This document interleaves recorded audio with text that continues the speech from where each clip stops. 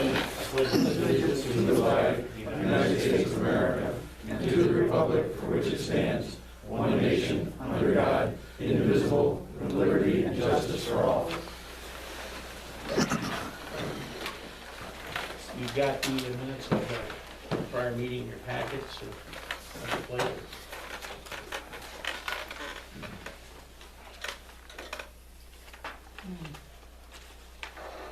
I didn't see any changes. I make a motion to accept the minutes as printed. Is there a second? I'm gonna abstain, because I wasn't here last month. I'll second the motion. All in favor? Aye. Right. Public comment?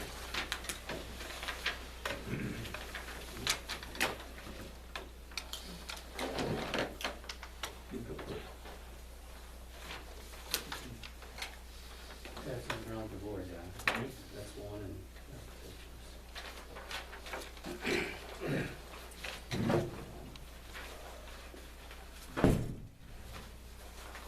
Barry, you got this one of this? Yes. Okay.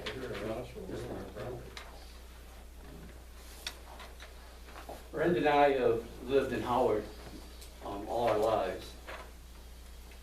And I stood as a kid and watched the Raising House burn many years ago, along with most of the town's records. I still have a vivid memory of that. I remember how hard the town worked together to start a fire department. I also watched Braden Light run the town grader. Back then, it had to be pulled with a tractor. The revenue received from wind turbines has in part helped both the town and fire department attain the equipment they have today. I know a lot of good people in town. Most aren't rolling in money. Some only have a couple nickels to rub together, but they somehow manage to get along. Are the first ones to respond if you need help. Howard also has some families that are struggling. They have kids in school, and the only decent meal the kids get is what they get in school. The open school during the pandemic, when the kids could not go to school, delivered meals to the fire department for these families to pick up or to deliver to a particular caring neighbor. The revenue from wind turbines helps keep both the school and town taxes down. People I know in town of Howard appreciate that. For some, any raise in taxes creates a burden. In September of 2015, the United Nations held a Sustainable Development Summit. The 2030 Agenda for Sustainable Development was adopted. Part of that addresses the need to take urgent action on climate change. They say, and I quote, "Climate change is one of the greatest challenges of our time, and its adverse impacts undermine the ability of all countries to achieve sustainable development," end of quote. There are 17 Sustainable Development Goals. Goal 7 will apply to what I'm talking about here tonight. By the year 2030, ensure universal access to affordable, reliable, sustainable, and modern energy for all. By 2030, increase substantially the share of renewable energy in the global energy mix. By 2030, double the rate of improvement in energy efficiency. The world is working towards these goals and has begun to transition away from the use of fossil fuels. In 2025, Norway will ban the sale of all new vehicles powered by fossil fuels, that's propane, gas, and diesel. The European Union has begun imposing penalties on car makers that do not adhere to limits in carbon dioxide emissions, forcing them to sell more electric cars. Ford's European division, for example, will begin to phase out vehicles powered by fossil fuels, and by 2026, the company will offer only electric plug-in hybrid models, and by 2030, all passenger cars will solely run on batteries. Governor Newsom of California signed an executive order that directs the state to require that by 2035, all new cars and passenger trucks should be, in California, should be zero-emission vehicles. On April 26th, the New York lawmakers passed legislation that Cuomo is expected to sign to ban the sale of new non-zero emission passenger cars and trucks starting in 2035. The bill further specifies that all medium and heavy-duty vehicles must be zero emission by 2045, and that off-road vehicles should be zero emission by 2035 where feasible. Some of the laws passed by the states in regard to zero emission vehicles are redundant once you understand that General Motors is on track to completely phase out vehicles using internal combustion engines by 2035. They will use 100% renewable energy to power its U.S. factories by 2030 and global facilities by 2035.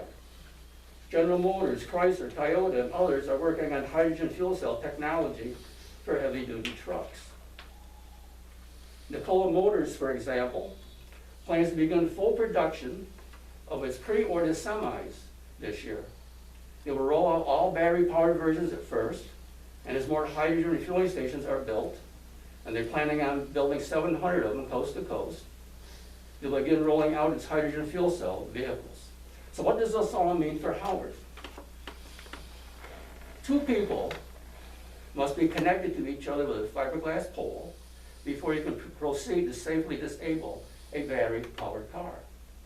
The fire department will more than likely be required to have special training. The current techniques involving the jaws of life could result in the death of one of our firemen. Special equipment will be needed, and what will this cost? The brush truck one day will be battery-powered, requiring a charging station. The town's pickup, road grader, roller will be battery-powered, and will need a charging station. Level 2 stages will charge your vehicle in 48 hours and have an average price tag of $6,000. Level 3 chargers run your 480 volts 3-phase. They're called a fast charger, a direct current, and can charge your vehicle in about an hour, but can cost upwards of $50,000. The fire trucks, as well as the town's larger trucks, will be powered more than likely by a hydrogen fuel cell. The cost of a hydrogen refueling station runs between $1 and $3 million. The county will need several of these refueling stations across the county, and hopefully the town fire department would refuel their vehicles at the county building as they do now. Our schools will also start to transition to battery-powered buses, as well as perhaps some hydrogen fuel cell buses for longer trips out of town. They too will need a charging station. Early this year, the New York Power Authority is planning to have operational a $30 million large-scale 20-watt energy battery storage facility in Franklin County, located in northern New York, to store the electric coming from hydro, wind, and solar. New York State wants to have 3,000 megawatts of energy storage by 2030, equivalent of powering 40% of New York homes. In 2019, the Climate and Community Protection Act was signed into law. This mandates that 70% of the state's electric from renewable sources by 2030, and 100% of all electric from renewable sources by 2040. Modern wind turbines are larger, more efficient, and recyclable. There are over 76 countries worldwide using commercial wind energy. Wind turbines have been studied by leading scientists and engineers from around the world and found to be safe, as well as by the World Health Organization for health research. Surveys of peer-reviewed scientific literature have consistently found no evidence linking wind turbines to human health concerns. Every day, thousands of people from around the globe work and live near wind turbines with no ill effects. It would be foolish for anyone to believe that New York State would build battery storage facilities and not have wind and solar. As the mandate date draws closer, I would find it hard to believe that New York State will allow wind projects to sometimes drag on for years, as they currently do, if the mandate is to be met. Those opposed to wind and solar farms say, not on my property, I don't want to ruin my land. In spite of the way we normally talk, no one ever owns land.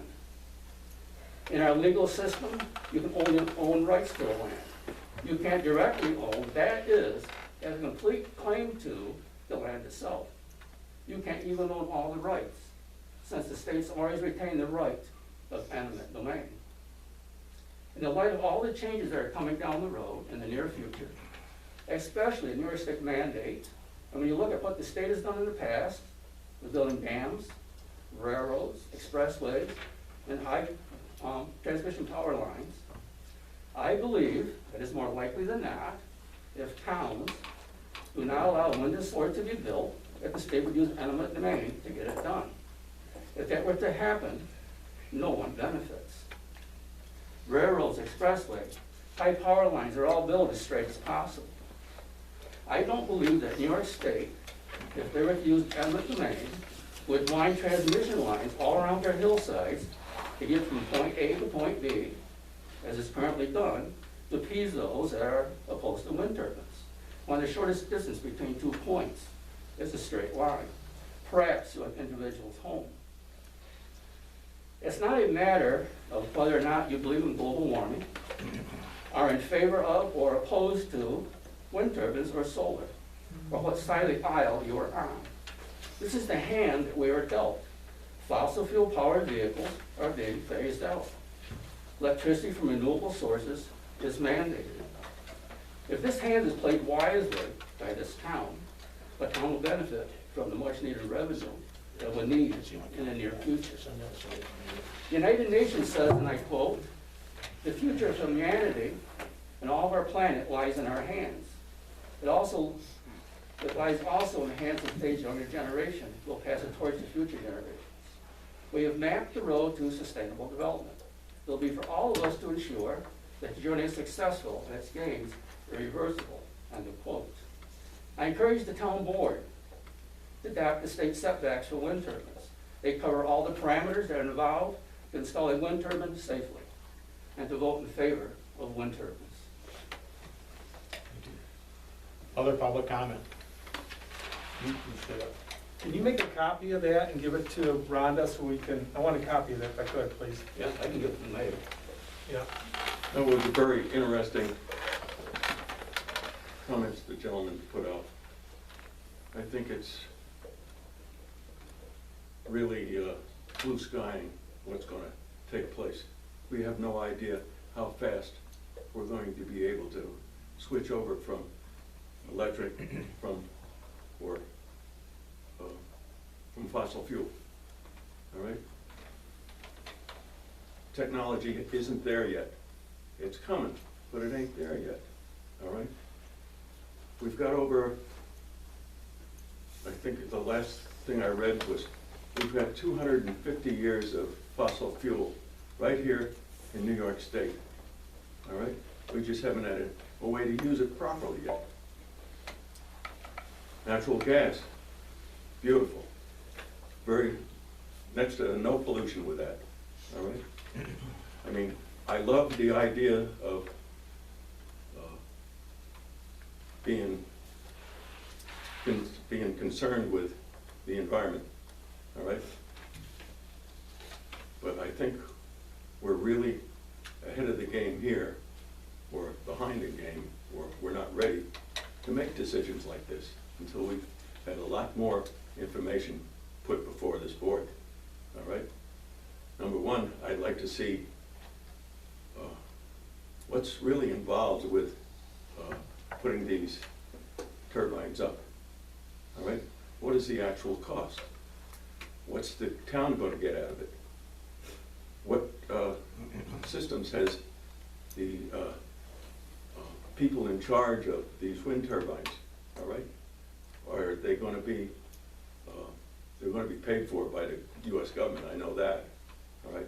But who's going to maintain them? All right, what's the cost of that going to be? Is that going to be something that's going to be passed on to the town after 5 years or at some period of time? We don't know. I would like to see some more information about who this company is, what's their background, all right? I'd like to know what have they done with the DEC as far as environmental I'd like to know what they're considering, or what research they've done as far as the Federal Aviation Administration. These things are 600 feet high. I mean, that's a problem, not just for the birds, but for airplanes. There's a whole lot of things that should be really looked at carefully and distributed amongst the people here within the town. I knew nothing about any of this stuff until I ran into one of my neighbors saying that you people are about to vote on something here tonight. Why haven't we been sent a copy of what the board has been considering? What's this going to cost? I think there's a whole lot more energy that's got to be, or a lot more energy in distributing information to the residents. Thank you. Can you announce what your name is and where you live? Yes. My name is Alan Mantell, Mm-hmm. right? And I have a place on Lake Dimon. Okay. Other public comment? I do, I'm from Avoca. I don't know if I can speak here or not, but I mean, this project is affecting all of us. You can speak briefly, I mean, since you're not a resident. Right, but because it's part of the same project. And I agree with the first thing, or the last thing you said there is Avoca as well. I found this out from my neighbor, the wind turbines. So many of us knew nothing about this. And as far as just the whole project itself, you know, I have neighbors that are, they're my closest, they're like family to me. I love them. I know this turbine can really benefit their family, their farmers. But what seems to be happening is the rest of us who live here, who have our dreams, our projects, our life invested in these places, everybody has, when it comes to taxes, they got our address to mail those things to us. Why didn't we get some information? I just think the biggest thing with this, like you said, it needs more time to think these things out, and you need to hear Avoca, all the towns need to hear what more people have to say now that they're aware of it, because it affects us all. You know, I live on 65 acres of beautiful nature land. We're artists. I was beginning to do a retreat center, nature center. I don't know what this is gonna do to that. You know, I've been there 25 years now. I pay school tax. I don't even have children, you know. So all of us, not just me, but every single person needs to be represented. And, you know, there's a saying that the needs of many outweigh the needs of a few. And that's what needs to happen here in all 4 or 5 of these towns that are doing this. So. Other comment? As he was saying, and I don't disagree, that's the way the world's trying to push. I don't foresee them getting rid of fossil fuels altogether anytime soon. 2035, by the time 2035 hits, these turbines are gonna be done. They're at the end of their life. Those turbines are halfway through their life, at least. So what happens then? Because they only have a limited lifespan, but it's a pretty permanent structure with the amount of concrete and everything else that goes into it. It's not something that can just go poof and disappear overnight. So there's a lot more factors to this, you know, and a lot of concerns, because a lot of us live out here for the beauty and the nature. And a lot of us do concern about the health stuff that some people say there's health risks, some don't. You know, for every study you show us that says this is bad, they'll show you a study that's good. So who do you believe? We don't know. I mean, so, but again, by the time they reach their New York's goal, the more turbines they're putting up here are gonna be at the end of their life. And as he said, what's the benefit to the town and the people? You know, 20 years of lifespan, and then what? We're stuck with them? You know, we're stuck with what's left over. Can you announce your name and where you live? My name is Chris Linton. I live on Smith Pond Road, just outside of town. Okay. Other comment? Dan, are you gonna be doing any voting tonight on turbines? I mean, if it comes up, I'm not knowing that we definitely are. I'll just make a couple comments to what I heard here. If you look at a map that New York State has produced on where they're targeting wind turbines, is mostly the southern tier, this area. Why is that? When some of the best winds are in the Catskills and the Adirondacks.